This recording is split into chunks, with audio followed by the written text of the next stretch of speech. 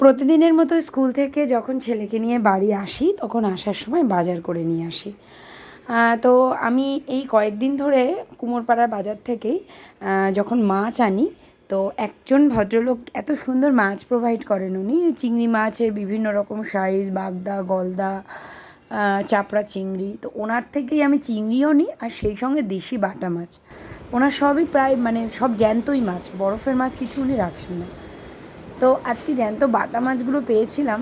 বাটা মাছগুলো মাঝারি সাইজের, একদম অবশ্যই এটা দেশি বাটা মাছ। সর্ষে আর পোস্ত দিয়ে আমি করেছি, এত অসম্ভব সুন্দর মানে টেস্ট ছিল।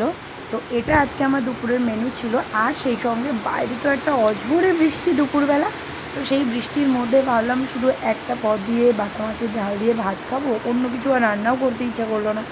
তো ভাবলাম একটা ডিম সেদ্ধ করে নেওয়া যাক। তো একটা ডিম সেদ্ধ করে, এটা কিন্তু খুব কমপ্লিট বয়েল করা যাবে না, একটু নরম রাখতে হবে কুসুমটাকে।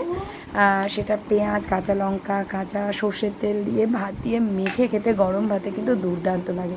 তোমরা হয়তো আমার মতো অনেকেই ব্যাপারটার সঙ্গে পরিচিত আর কি, অনেকে জানো বিষয়টা। তো আমি ভীষণ ভালোবাসি এই ভাতটা মেখে খেতে। তো এই পদটা লাগলে মানে ডিম সেদ্ধ, কাঁচা পেঁয়াজ, কাঁচা লঙ্কা থাকলে বিশ্বাস করো আমার আর কিচ্ছু লাগে না। তো এটা দিয়ে আজকে আমি ভাত মেখে খেয়েছি, অর্ধেকের বেশি ভাত এটা দিয়ে খেলাম। আর মাছটা খেতে হয় তাই খেলাম। তো যাই হোক, এইভাবে তোমরা কে কে খাও আমাকে কমেন্ট সেকশানে জানাও। আর এই ভিডিওটা এডিট করলাম তোমাদের সঙ্গে চা খেতে খেতে। Thank you.